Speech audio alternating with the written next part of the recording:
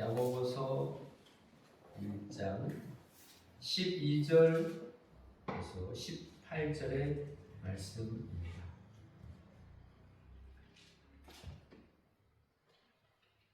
야고보서 1장 12절에서 18절의 말씀을 제가 봉독해 드리겠습니다. 시험을 참는 자는 복이 있나니 이는 시련을 견디어낸 자가 주께서 자기를 사랑하는 자들에게 약속하신 생명의 멸관을 얻을 것이기 때문이라. 사람이 시험을 받을 때 내가 하나님께 시험을 받는다 하지 말지니 하나님은 악에게 시험을 받지도 아니하시고 친히 아무도 시험하지 아니하시느니라. 오직 각 사람이 시험을 받는 것은 자기 욕심에 끌려 미혹됨이니 욕심이 잉태한즉 죄를 낳고 죄가 장성한즉 사망을 낳느니라. 내 사랑하는 형제들아 속지 말라. 온갖 좋은 은사와 온전한 선물이 다 위로부터 빛들의 아버지께로부터 내려오나니 그는 변함도 없으시고 회전하는 그림자도 없으시니라. 그가 그 피조물 중에 우리로 한 첫 열매가 되게 하시려고 자기의 뜻을 따라 진리의 말씀으로 우리를 낳으셨느니라. 아멘. 어떤 할아버지가 아는 사람 결혼식이 있다고 해서 강남 고속버스 터미널 부근에 있는 메리어트 호텔에 가기 위해서 택시를 타셨다고 합니다. 그런데 이 할아버지가 메리어트 가자고 해야 되는데 이게 생각이 안 나가지고 택시 기사에게 런닝구 호텔이라고 한 것입니다. 그러자 택시 기사 아저씨가 이 할아버지를 메리어트 호텔에다가 데려다가 드린 것입니다. 할아버지가 어떻게 자기가 제대로 이야기를 못했는데 정확하게 메리어트 호텔에 데려다 주었는지 그 기사님에게 물어보았습니다. 그랬더니 이 택시기사 아저씨가 할아버지 그건 별거 아니라고, 이보다 더한 일도 있었더라고 또한 자기 경험을 말해 주었습니다.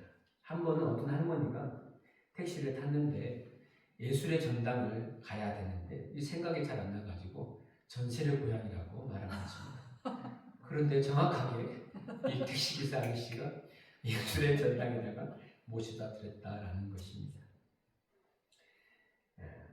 잘못 말했어도 정확하게 그 뜻을 이해하시고 목적지에다 데려다 주신 그 택시기사 아저씨 참 대단하시다 생각이 들고 참 고마운 분이라는 생각도 아울러 듭니다. 세상에는 고마운 일들이 참 많죠. 그리고 우리들의 삶에도 고마운 일들이 참 많습니다.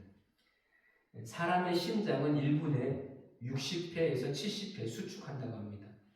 하루에 평균 약 10만 번 수축하고 70년을 산다고 가정했을 때 심장은 자그마치 26억 번을 수축한다고 합니다.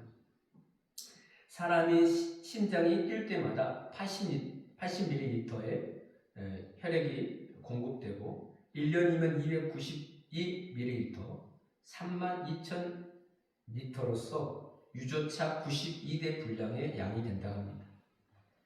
심장이 1시간 동안 내는 힘은 75kg의 사람을 3층짜리 건물 위로 올리는 힘이라고 말합니다. 더욱 놀라운 것은 이 사람의 심장이 태어날 때부터 죽을 때까지 한 번도 쉬지 않고 뛰고 있다는 겁니다. 그리고 심장의 고장률은 사람이 만든 그 어떤 초정밀 기계보다도 더 낮다라는 것입니다. 여러분, 이러한 심장이 우연히 만들어지게 되었을까요? 그냥 갑자기 생겼을까요? 그건 아닙니다. 전능하신 하나님께서 우리의 심장과 내장과 우리의 모든 장기들을 만드셨다라고 말씀해 주십니다. 심장이 뛰는 것, 심장이 작동하게 하는 것은 하나님의 은혜입니다. 건강한 몸을 주신 것도 하나님이시요, 건강한 정신을 갖게 하신 것도 하나님의 은혜다라는 것이죠. 사실 우리가 가지고 있는 모든 것들은 다 하나님께서 우리에게 주시는 귀하고 귀한 선물이 되는 것입니다. 사람이 가진 모든 것은 선물로 받은 것입니다. 내 것이라고 하지만 사실은 내 것이 아닐 수 있습니다. 생명도 선물로 받았습니다. 부모도 선물로 받았습니다. 자녀들도 선물로 우리에게 찾아온 것입니다. 직장도 선물입니다. 자연 만물, 지금 우리가 얼마나 푸른 이런 계절을 보고 있습니까? 이 자연 만물도 하나님이 우리에게 주신 참 귀한 선물이라고 여겨집니다. 교회도 선물입니다. 그리고 여러분, 예수님을 내가 믿는 것도 사실은 가만히 보면 선물로 받은 거예요. 아, 내가 믿었어요? 그 믿음을 고백하게 하신 분, 믿음의 은혜를 주신 분도 사실은 하나님이시죠.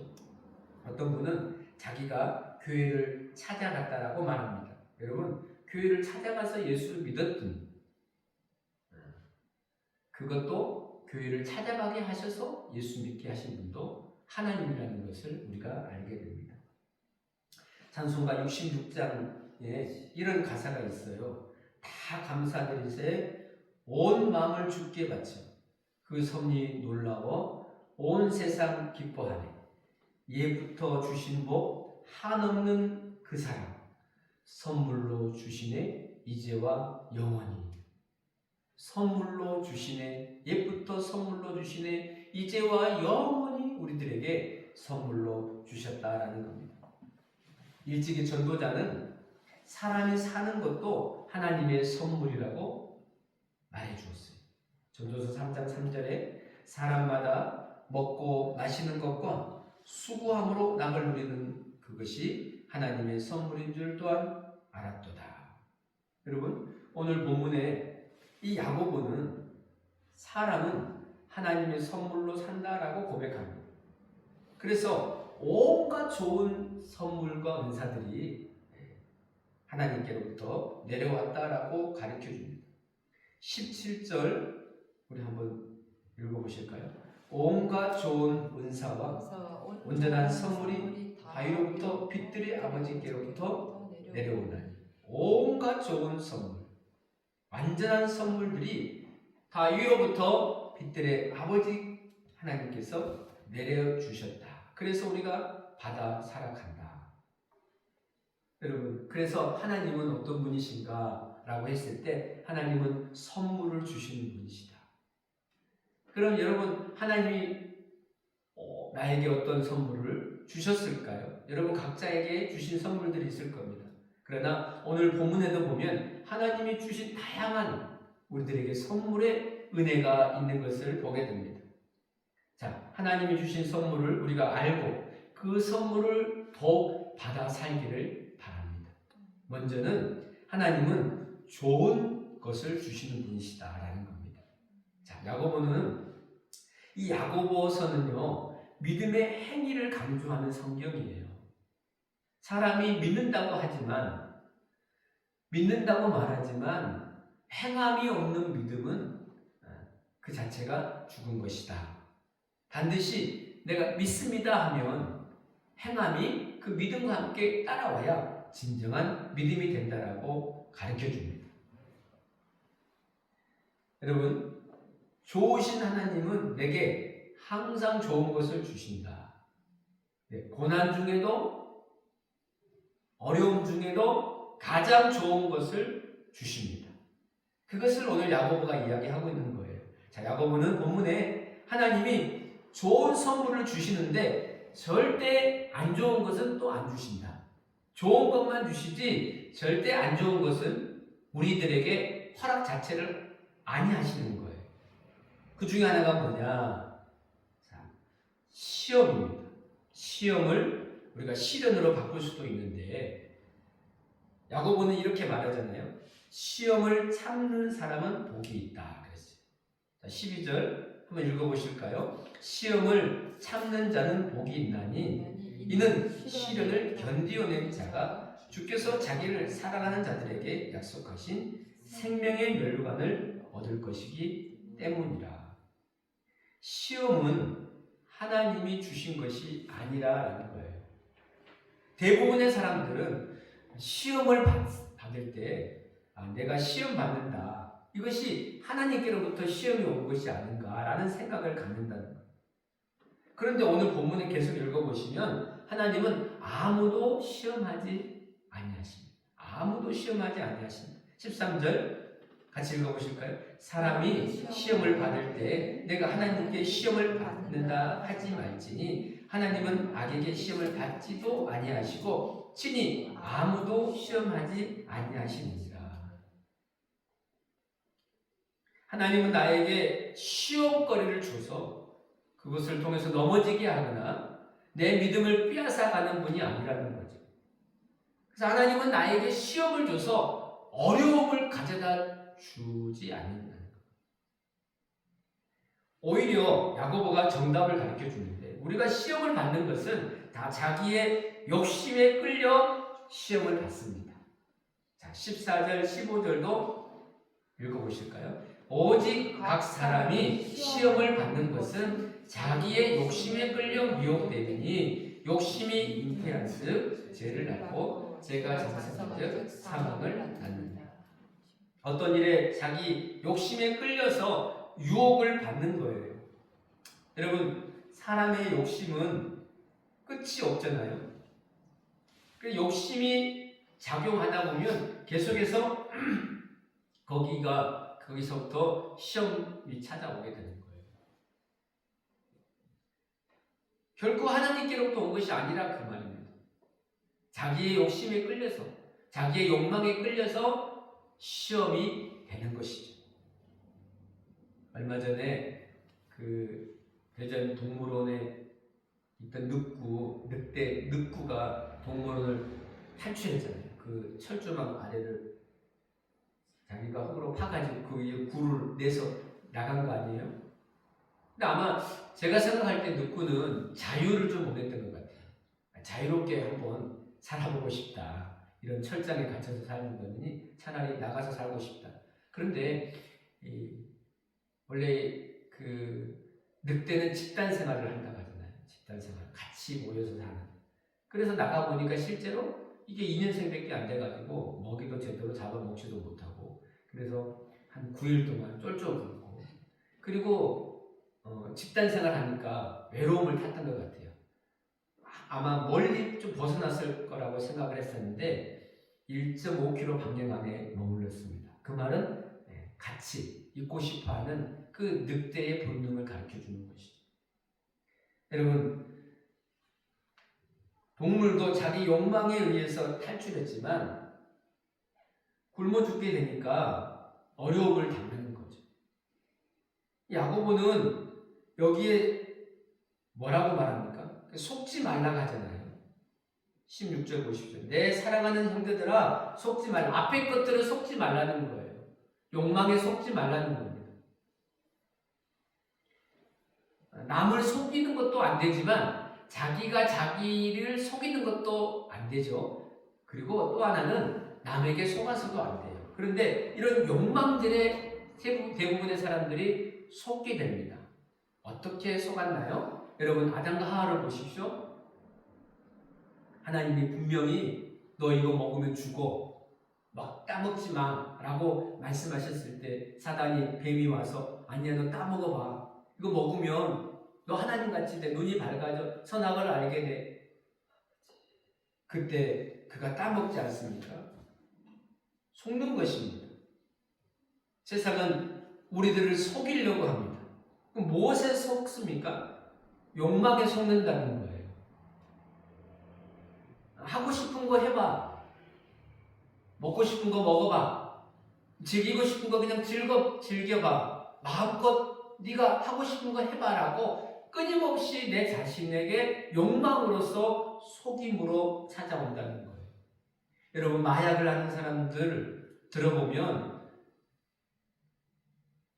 딱 한 번 경험해보라고 말해준다는 거예요. 그러면 네가 지금 그 힘듦을 다 벗어날 수 있고 네가 그 외로움과 그 어려움들을 일시에 벗어날 수 있다라고 그렇게 말해줄 때 사람들이 거기에 속는 겁니다. 그런데 사실은 벗어나는 게 아니라 완전히 거기에 갇혀서 죽게 되는 것이죠. 여러분, 욕망의 시험에 속지 말라는 거예요. 욕망으로부터 좋은 것이 온다고 하는 그런 잘못된 음성을 듣지 말라는 겁니다. 온갖 좋은 것이 욕망에서 오는 것이 아니라 우리가 원하고 바라는 것들에서 내가 오는 것이 아니라 여기 오늘 야고보가 가르쳐 줍니다.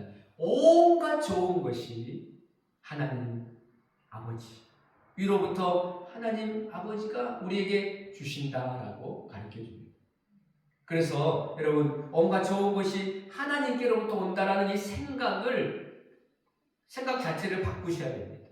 세상이 주는 것이 아니라 내가 욕망으로 그것을 얻어서 살아가는 것이 아니라 하나님 아버지가 내게 주시는구나. 하나님이 주시면 나는 모든 좋은 것들을 얻어 살아갈 수 있구나라는 생각을 가져야 하는 것이죠. 하나님은요 항상 좋은 것을 주시기 위해서 준비하고 계세요.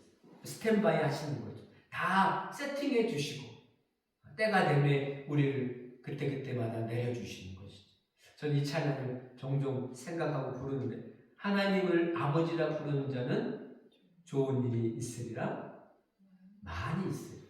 우리 서로 뜨겁게 사랑하면 좋은 일이 있으리라 크게 있으리라. 하나님을 아버지로만 불러도 좋은 것들이 항상 우리들에게 온다라는 것이죠. 여러분 어려움이 있습니까? 고난이 있습니까? 환난이 있습니까? 아닙니다. 그 가운데서도 가장 좋은 것들로 우리들에게 주시기 원하시는 하나님 아버지이심을 꼭 믿게 되기를 간절히 바랍니다. 두 번째는요. 온갖 좋은 것은 위로부터 내려온다라는 것을 말씀하십니다. 자, 위에 계신 하나님 아버지가 내려주신다라는 것. 17절 우리 다시 한번 이 말씀을 읽어보겠습니다. 온갖 좋은 은사와 온전한 선물이 다 위로부터 빛들의 아버지께로부터 내려오나니. 네, 여기까지요. 그는 변함도 없으시고 회자는 그림자도 없으시다. 자, 우리에게 필요한 모든 것들은 하나님 아버지께로 내려온다. 온갖 좋은 것이 자 위에서부터 내려온다. 위로부터 내려온다. 저는 이 위로부터 내려온다는 것을 말할 때 생각나는 참 귀한 성경이 있습니다. 이스라엘 백성들 만나를 생각해 보십시오. 광야에서 그 만나를 농사한 것이 아닙니다. 씨를 뿌려서 가꿔서 거름을 주고 열매를 걷어가지고 그래서 그 열매를 먹은 것이 절대 아닙니다. 이건 위로부터 하나님이 내려주신 만나예요. 아침에 들에 나가보니 들판에 수북하게 눈처럼 하얗게 쌓여있는 그것들을 그냥 걷어다가 밥도 해먹고 떡도 해먹고 튀겨먹고 볶아먹고 과자도 만들어 먹고 이렇게 만들어 먹었던 것입니다. 그런데요 여기 또 놀라운 일이 있어요. 어떻게 그 만나가 이스라엘 백성들 진에 떨어졌느냐라는 것을 생각할 때 참 이것도 신기하잖아요. 하나님이 그 만나 하나하나에다가 이슬에다가 그걸 싸서 그것이 바람에 날아가지 아니하고 정확하게 그 진에 떨어질 수 있도록 그렇게 쌓여질 수 있도록 그래서 아침에 이슬만 딱 말라지면 거기에 만나가 남도록 그렇게 해주신 거죠. 참 신기하잖아요. 여러분 하나님의 은혜도 위로부터 우리에게 내려온다라는 거예요. 우리가 위에서 주신 것이 아니면 하나도 얻는 것이 없다라는 겁니다. 구원도 위에서부터 왔잖아요. 자, 에베소서 2장 8절 9절 말씀입니다. 같이 읽어볼까요? 누구가 있었네요. 사진. 얘가 누구입니다. 제가 체크를 못했는데. 누구 있었네요. 네. 자, 같이 읽겠습니다. 너희는 그 은혜에 의하여 믿음으로 말미암아 구원을 받았으니 이것이 너희에게서 난 것이 아니요 하나님의 선물이라. 행위에서 난 것이 아니니 이는 누구든지 자랑하지 못하게 하려 함이라. 예수님을 믿는 거 하나님의 선물이었어요. 어떤 분은 내가 믿었어요 그렇게 말합니다. 아닙니다. 믿음을 주셨습니다. 제가 어떤 분의 그 이야기를 들었는데요. 어머님이 새벽에 교회를 안 다니신 분인데 교회 새벽에 종소리 그 새벽에 교회 종소리를 듣고 교회에 나가시게 돼서 예수님을 믿게 됐다라는 거예요. 참 그것도 그전에는 종소리 들었겠죠. 그런데 어떻게 종소리가 내 마음에, 내 심령에 들려서서 예수님을 믿게 됐을까? 그 참 하나님의 은혜입니다. 우리는 다 위에서 주신 것이 아니면 얻을 수가 없어요. 사람이 마음으로 자기 길을 계획한다 할지라도 그 길을 인도하시는 분은 하나님이시다. 내 마음에 온통 계획들이 있잖아요. 그러나 위에서 하나님이 인도해 주지 아니하시면 안 된다는 거예요. 한 걸음도 못 나간다는 거죠. 하나님께서 위에서 주신 선물이 또 있습니다. 그게 뭐냐? 예수님이십니다. 예수님은 위에서부터 내려오셨죠. 땅에서 나셨지만 위에서부터 오신 분이십니다. 예수님은 하늘에서 우리들에게 하나님의 사랑으로 보내주신 하나님의 아들이세요. 그래서 예수님으로 인하여 우리가 모든 좋은 것을, 위로부터 오신 예수님을 통하여 우리가 모든 좋은 것을 얻어 살아가게 됩니다. 어떤 돼지가 한 마리 있었어요. 그런데 감나무 밑에 가서 이렇게 보는데 홍시가 떨어져 있는 거예요. 홍시를 맛봤는데 너무 맛있는 거예요. 얼마나 맛있겠어요. 달고 맛있어요.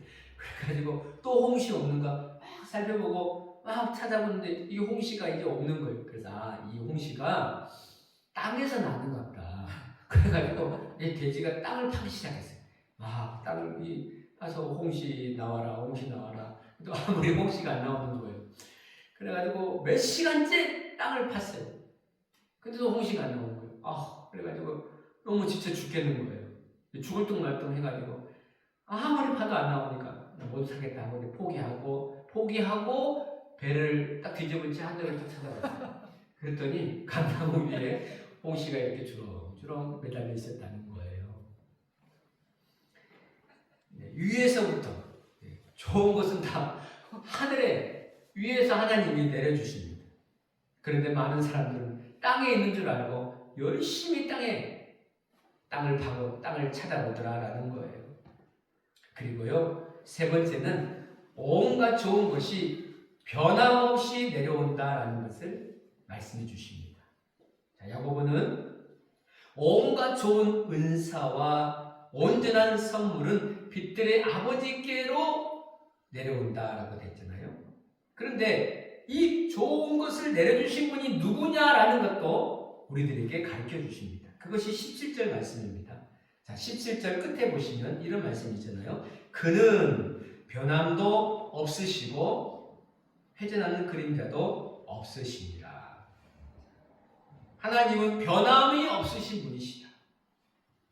야고보가 가진 하나님에 대한 지식은 하나님은 변치 아니하신다. 세상이 변한다 할지라도, 세상은 빠르게 바뀌고 달라지고 변해도 영원히 변하지 않는 분, 하나님이시다. 그게 진리예요. 변하지 않고 영원히 존재하신다라는 거죠. 18절에도 그 말씀을 이어갑니다. 그가 그 피조물 중에 우리로 한 첫 열매가 되게 하시려고 자기의 뜻을 따라 진리의 말씀으로 우리를 낳으셨느니라. 하나님은 진리의 말씀으로 우리를 낳아주셨다. 이것은 우리를 향한 하나님의 뜻을 말해주고 있습니다. 우리를 향한 하나님의 뜻이 있다는 거죠.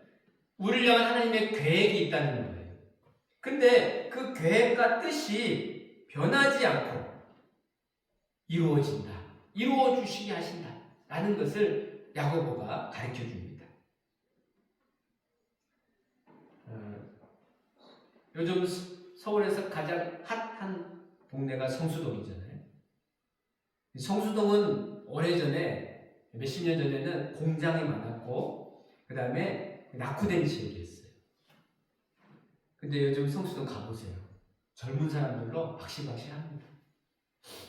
얼마 전에 성수동 한번 가보니까 정말, 근데 이 성수동의 특징이 뭐냐면 새로운 건물들도 이렇게 있지만 기존의 오래된 빌라들, 그런 매직들을 고치지 않고 거기에다가 상가를 그냥 내는 거예요. 그러니까 옛 것과 새 것이 함께 조화를 이루어서 이렇게 세팅되어 있는 그런 도시의 문화의 모습을 볼 수가 있었어요. 젊은 사람들이 좀 그런 것에 굉장히 열광한다 하잖아요. 굉장히 새로운 것만 원할 것 같지만 레트로, 옛날 것을 오늘의 더 소중히 여기고 가치 있게 여기는 그런 문화들이 요즘 젊은이들의 문화라고도 할 수 있잖아요. 이렇게 변한 것 중에서 변하지 않는 것이 또 뭘까를 생각해 봤을 때 물질 중에는 금입니다. 금값 비싸잖아요. 근데 모든 물질은 다 불에 탄다고 합니다. 그런데 유일하게 타지 않는 것이 있는데 그게 뭐냐? 금입니다. 골드. 그래서 금이 소중하고 금이 가치가 있는 거예요. 그런데 신앙도 보면 금 같은 신앙이 있어요. 정금같이 나오리라는 말씀이 우리들에게 있잖아요. 신앙에서는 여러분 불시험이 많지만 믿음도 변하지 말아야 된다는 거예요. 정금같이 나와야 된다는 거예요. 어떤 어려움이 있어도 어려우면 바뀌어버리고 좌로나 우로나 치우치고 그게 아니고 어려울수록 시련이 많을수록 우리들에게는 변하지 아니하는 헌신과 충성이 주님께 있는 그런 신앙이 되어야 된다는 것을 가르쳐줍니다. 자, 욥은 정말 시련이 많았잖아요. 하루아침에 그의 재산을 다 잃고 자녀들을 다 잃었습니다. 그의 몸도 병들었습니다. 그의 아내도 그의 편이 아니었습니다. 그러면 모든 것을 잃은 거 아닐까요? 이렇다면 하나님을 원망하고 하나님에 대해서 불평하고 이렇게 말해야 되잖아요. 그런데 그는 너무너무 순전하게 정금 같은 믿음의 사람으로 믿음을 지켜냈습니다. 우리 욥기 23장 10절 같이 한번 읽어보실까요? 이게 또 성수동이 또 나와요. 왜 이렇게 오늘 이렇게 늦게 성수동입니다. 네. 여러분도 한번 보시면 좋겠습니다. 자, 우리 말씀 같이 읽어볼까요? 그러나 내가 가는 길을 그가 아시나니 그가 나를 단련하신 후에는 내가 순금같이 되어 나오리라. 네, 금같이 변하지 않는 사람이 되었습니다. 하나님께서 내게 변함이 없는 분이시다는 거예요. 여러분 만약에 하나님이 변한다면 어떻게 될까요? 하나님이 기분에 따라서 어떤 생각에 따라서 이렇게 했다가 저렇게 했다가 하면 어떻게 될까요? 그런데 하나님은 안 변하신다. 절대로 바뀌지 않습니다. 사람은 잘 변합니다. 여러분 사람은요 좋다가도 싫어합니다. 그리고요 사랑했다가도 미워합니다. 요즘은요 우정도 잘 변해요. 우정이 오래 가야 되는데 우정 또한 잘 바뀔 때가 있습니다. 사랑하는 사람과 일편단심 변치 말자 우리 그렇게 약속하지만 변합니다. 그러나 오늘 야고보가 우리에게 가르쳐 주신 것은 하나님은 변함이 없으시다. 회전하는 그림자도 없으시다는 말이 뭘까요? 하나님은 피조물이 아니시다 그 말이죠. 창조주시다. 그분만이 창조주시다. 그분만이 변치 아니하시는 주님이시다는 것을 우리들에게 가르쳐 줍니다. 변하지 아니하는 하나님의 사랑을 보십시오. 여러분 변하지 아니하는 하나님의 사랑의 증거가 무엇입니까? 예수님이십니다. 우리들에게 예수님을 보여주시고 보내주시고 예수 십자가로 우리에게 나타내 주신 것은 내가 너희들을 사랑하는 것은 이렇게 바뀌지가 않은 것을 가르쳐 주십니다. 여러분 변함없는 하나님의 사랑과 온갖 좋은 선물이 우리 하나님 아버지께로부터 내게 옴을 변치 않고 영원토록 찾아옴을 믿게 되기를 바랍니다. 사랑하는 여러분, 요즘 시대는요 선물의 시대라고 말합니다. 남에게 선물이라는 뭐냐? 남에게 친근과 애정과 존경의 뜻을 나타내기 위해서 주는 행위입니다. 지금 시대는 선물이 하나의 문화가 되었습니다. 선물이 귀한 것은 선물하는 사람의 마음과 정성이 그 안에 담겨있기 때문입니다. 그런데요, 하나님도 우리들에게 선물을 주신다라는 거죠. 사람의 선물도 얼마나 귀합니까? 그러나 하나님의 선물은 말할 수 없이 귀하고도 또 귀합니다. 하나님께서 우리를 향한 마음, 사랑, 그 모든 축복을 선물에 담아서 우리들에게 주시고 계십니다. 여러분이 받은 선물을 생각해 보십시오. 그 안에 담겨진 하나님의 마음을 한번 기억해 보십시오. 자, 오늘도 위로부터 부어주시는 하나님의 선물이 우리들에게 있다. 그래서 저는 이렇게 말하고 싶습니다. 하나님의 선물이 도착했다. 날마다 좋은 것들을 담아서 우리들에게 선물을 주시는 하나님 아버지이시다라는 거죠. 여러분, 모든 좋은 것이 빛들의 아버지께로부터 내려오고 있습니다. 위를 보십시오. 땅의 것을 보지 말고 더 위에 계신 하나님을 보셔서 하나님이 내려주시고 준비하시는 그 귀한 선물의 은혜들로 풍성한 좋은 은사들로 복되게 살아가는 저 여러분이 될 수 있기를 간절히 바랍니다. 기도하겠습니다. 하나님 아버지, 우리들에게 허락해 주시는 귀한 선물들 하나하나 새겨보면서 그 은혜에 감사하는 이 예배 시간 되게 하시고, 이제 우리를 위해서 준비해 주신 그 놀라운 선물들 더욱더 사모하며 그 은혜 받아 살아가는 저희들 되게 해 주시옵소서. 하나님, 이제나 변하지 않고 내려주시고 더 좋은 것들로 채워주시며 우리가 땅의 것만 바라보지 아니하고 위에 계신, 위에서부터 부어주시는 그 사랑을 온전히 사모하며 믿음으로 그것을 이루며 살아가는 귀한 성도들 되게 해 주시옵기를 원하오며 예수님의 이름으로